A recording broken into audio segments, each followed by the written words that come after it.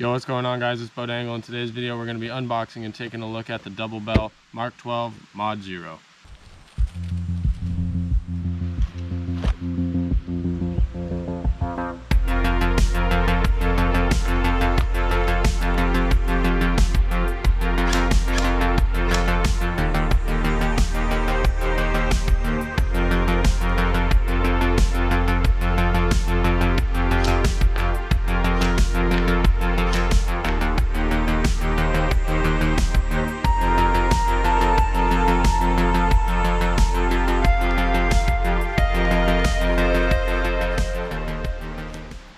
Alright, so let's get into this box.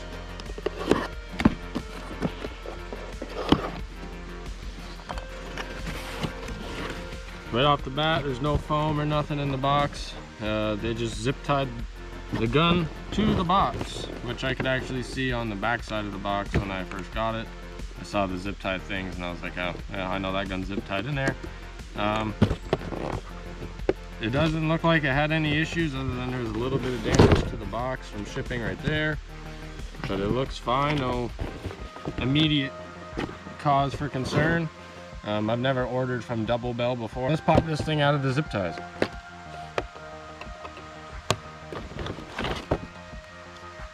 That handguard is a chunky bitch. Get to the mag later. Nothing else in the box. No unjamming rod or BB. Alright, let's take a look at this. Functioning bolt catch.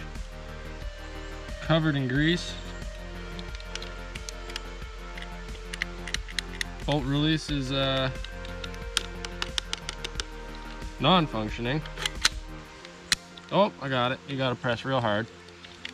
This handguard's gotta go. It's designed for a righty. It's got like the thing to rest your thumb on.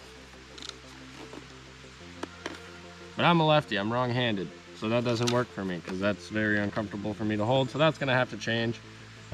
The gun itself is a full metal construction with the Mk12 handguard and barrel. It's got a rail adapter that goes all the way across the top. I do have an optic that's gonna go on here. It's got Picatinny rails on the side, bottom, and the opposing side, as well as obviously the top. Towards the end there, it's not Picatinny though, it is something else. I don't really understand what that is. Of course, it has the M16 style stock flip up sights front and rear. So the selector switch from safety to semi is pretty nice and snappy. But trying to push it to full auto,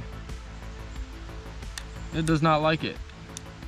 This probably will end up being semi-locked because it is going to be a DMR. I'm probably going to end up semi-locking it. Alright, let's look at this mag that it came with. I don't remember if it was a high cap or a mid cap. I'm fairly certain it was a high cap, but it's pretty small. It is a high cap. A small high cap. Well, let's see how it fits in the gun.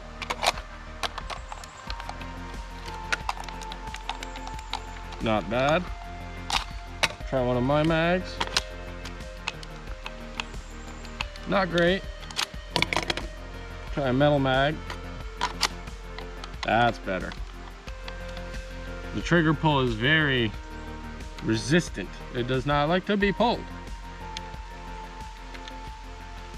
I can't hear where the trigger comes in contact, so it's not a micro switch. Let's get a battery in this thing and shoot some BBs through it. So it is wired to the rear Tamiya, and it says it can take 11-1, so we're going to throw an 11-1 at it. You know how I am about 11-1s. First shot, always a little rough. That was nice, actually.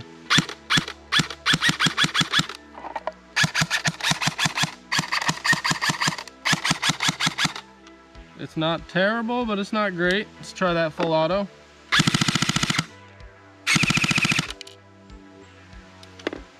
Just rattled the screw out. Full auto is not bad. And for some reason now, switching into full auto, it's no problem. I don't know what changed, but now it flies right into full auto. Yep, that's gonna need some work internally, but that was the idea for the gun. I didn't expect it to be fucking perfect. So I'm gonna have to do some stuff internally.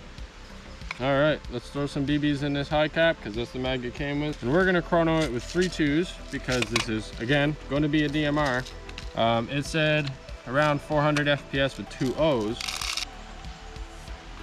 So we're gonna throw our scope cam on top of this thing so that way we can see where we're shooting. And we're gonna compare it to my cyma battle rifle that I use all the time. That this gun is just kind of like that all around good gun. It's got great distance and runs really well. So we're gonna compare this gun's stock capabilities against this gun's pretty much stock capabilities other than the barrel and the hop up. All right, chronoing with 3 2s.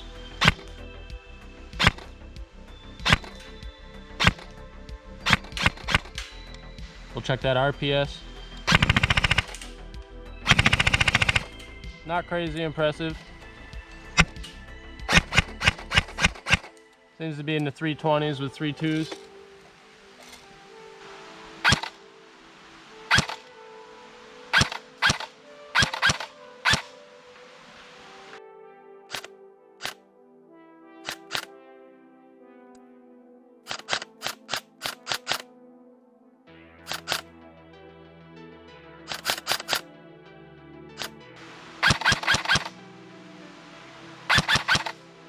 All right, now we're gonna do our distance test on our cyma Platinum.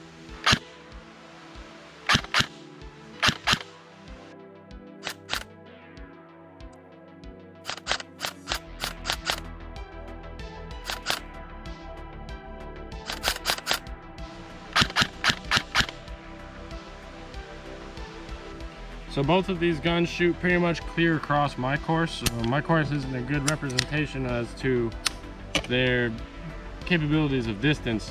I have a pretty small course. This one does throw the 3 2s pretty far and it is hitting the same spots as this gun, but I personally don't feel as that this gun is all that accurate after that amount of distance. This gun is going to be tuned to be accurate after that amount of distance. That's the whole point. This one's going to basically be the next step up from this one. This one's for close to medium engagements, somewhat far away. This one's going to be for medium to far away. It's going to be a higher FPS, so there obviously will be an MED at most places with this gun. Because I'm putting an M135 spring in it, it is going to be pretty spicy. I might have to change the motor to pull that spring back because that is a pretty heavy duty spring. I may even have to cut the spring to get it where I want it as far as FPS levels. I kind of want it right around 450, 475. I don't want to push it to the 500 mark because that's just too high. And to get an accurate reading, I may actually chrono this with 2 O's when I'm doing all that type of work, so that way I know a good baseline as to where it is, and then I can throw my 3 2s in it and make sure that it's hopping them perfectly and all that. I might R-hop the barrel when I get a barrel for this. This barrel probably won't stay in this gun for very long. It'll probably get swapped out. I already have the spring. I already have a hop up with a maple leaf rubber that's going in this. I'm gonna re-shim the motor. And like I said, I gotta change this grip out because it is not comfortable for me in any way, shape, or form. And I probably will end up having to put a higher torque motor in there just to pull that spring back. I do have a optic that's going on this gun. This is an Evike 1-3 red dot, well, with red or green reticle. It also comes with this attachment that you can put on. It is a 3x magnifier. You spin it on.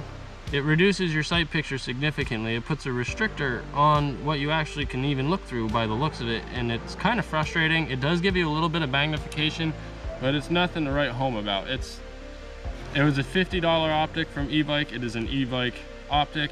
I mean, I guess for $50 getting a 1-3 isn't the end of the world. That it's a little bit under quality in my opinion.